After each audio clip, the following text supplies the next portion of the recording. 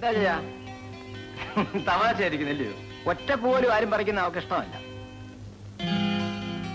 അറിയാതെ ആരെങ്കിലും ഒന്ന് പറിച്ചു വന്നിരിക്കട്ടെ, ഉടൻ ഇദ്ദേഹം റിപ്പോർട്ട് ചെയ്യും. കൊള്ളാമല്ലോ. ഏതായാലും തൽക്കാലം വേണമെങ്കിലും ഒന്ന് പറിച്ചു. വേണ്ട.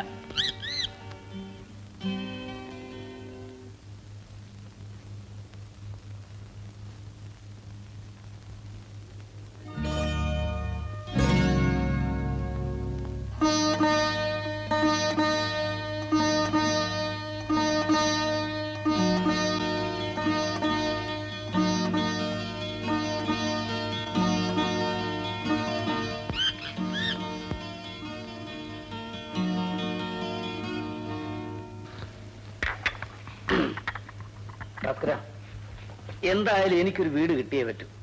അതെന്താ, എന്റെ വീട്ടിലെ താമസം നിനക്ക് ഇഷ്ടപ്പെടുന്നില്ലേ?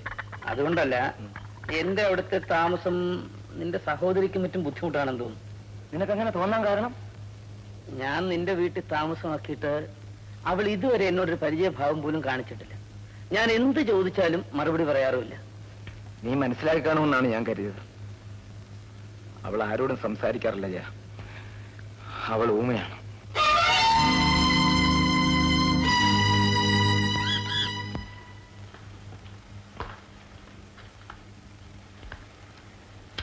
ജാനു,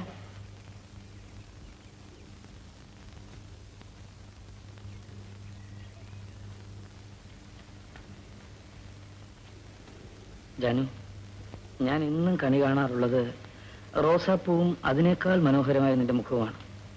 ഇന്ന് അത് രണ്ടും ഉണ്ടായില്ല.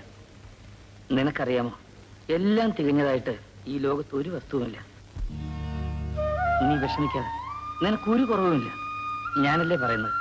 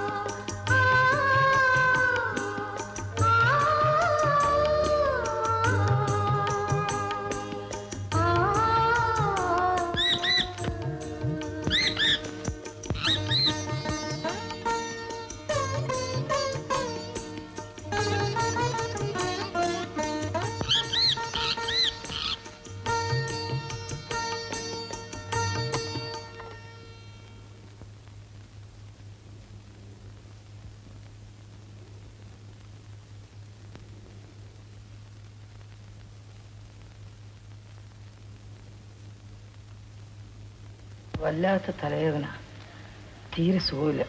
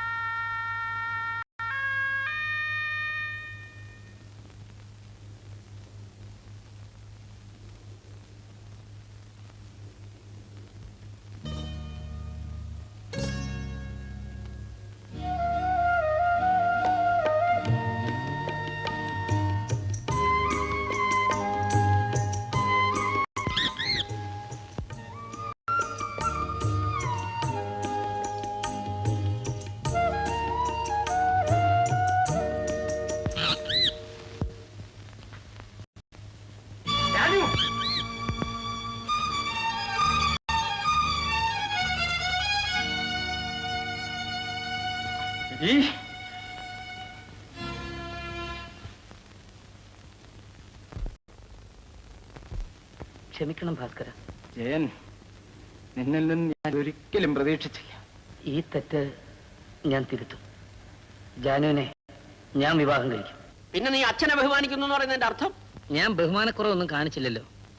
എനിക്ക് ഇഷ്ടമുള്ളൊരു പെണ്ണിനെ വിവാഹം കഴിക്കണമെന്ന് പറഞ്ഞു. അച്ഛനനുസരിക്കലാണ് ഒരു പുത്രന്റെ ധർമ്മം. താതാർത്ഥമായിട്ട് ജീവനെ തന്നെയും മാതാവ് തന്നെയും സീതയെ തന്നെയും കേട്ടിട്ടുണ്ടത്. അത് ശ്രീരാമനല്ലേ? നിങ്ങൾ എന്തിനാ അവന്റെ മുഖത്ത് ആട്ടുന്നത്? എന്നാ നിന്റെ മുഖത്താട്ടാ. നിങ്ങളിങ്ങനെ വാശി പിടിക്കരുത്. എടി ശങ്കുണ്ണിവനെ വാശി പിടിച്ച് നടത്തിയിട്ടേ ഉള്ളൂ. അച്ഛൻ എന്തു പറഞ്ഞാലും ശരി, ഞാൻ ആ പെണ്ണിനെ വിവാഹം കഴിക്കും. ദേ, എന്താ?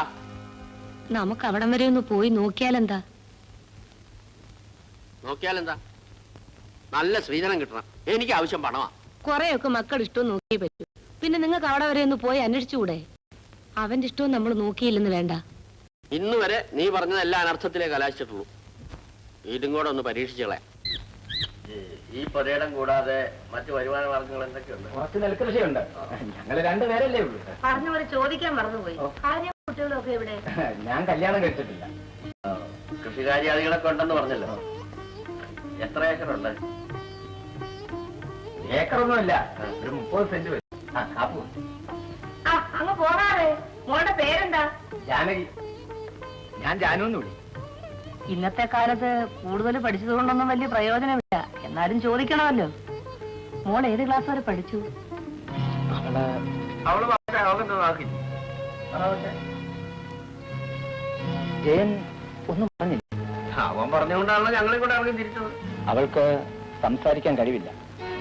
എന്ന് വെച്ചാ അവൾ ഊമയാണ്.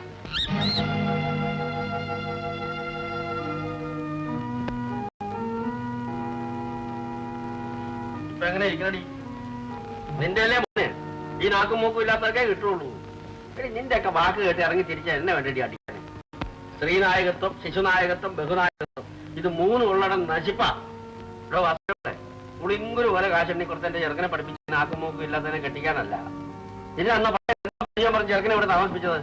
ഞാൻ ജയന്തനും അല്ല, അവന്റെ തന്തയാ. തന്റെ പെങ്ങള് ജലമാകാതിരിക്കുകയാണെങ്കിൽ ആ പറക്കോട്ട് അന്തിച്ചന്റെ കൊണ്ടിരുത്ത് പണി.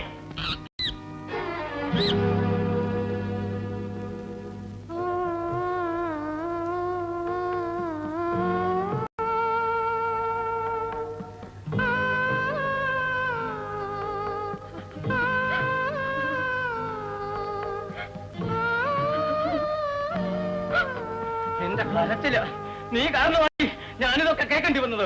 അച്ഛനമ്മയില്ലാത്ത നിന്നെ ഞാൻ വളരെയധികം താലോചിച്ചു.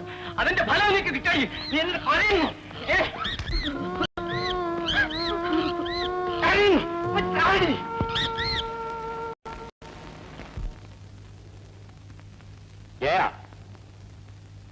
കാര്യങ്ങളെല്ലാം നീ പറഞ്ഞ പോലെ തന്നെ തീരുമാനിച്ചു. നിന്റെ ഇഷ്ടപ്രകാരം തന്നെ നടക്കട്ടെ. അവരുടെ തറവാട്, ധനസ്ഥിതി, പെരുമാറ്റം എന്ന് വേണ്ട എല്ലാം എനിക്ക് ഇഷ്ടപ്പെട്ടു. പെൺകുട്ടിയാണെങ്കിൽ അതീവ സുന്ദരി, നിനക്ക് ചേർച്ച തന്നെ. പിന്നെ അവളുടെ സംസാര രീതിയാണെങ്കിൽ നമ്മൾ കേട്ടിരുന്നു പോകും. എടാ, ആണും പെണ്ണും കിട്ടവനെ ഒരു കിട്ടിയുള്ളൂ. എനിക്ക് ജീവൻ ഉണ്ടെങ്കിൽ വിവാഹം ഞാൻ നടത്തില്ല. കല്യാണം എനിക്കല്ലേ, അത് ഞാൻ തീരുമാനിച്ചോളാം. ഇനി പണി നീ ചവിട്ടി പോരും. പിന്നെ അത് നിങ്ങളല്ലേ തീരുമാനിക്കുന്നത്? നീ പോടിയാ പറഞ്ഞു ചേർത്തല കാളി. ഇങ്ങനത്തെ ഒരു മനുഷ്യൻ.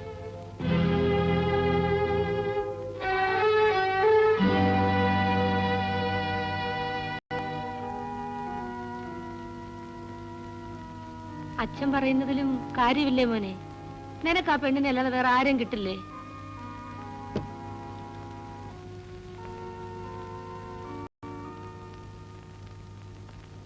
എടാ മോനെ ഒന്ന് നിക്കടാ.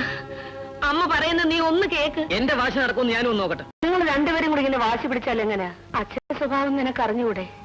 അമ്മ സമാധാനമായിട്ടിരിക്കും.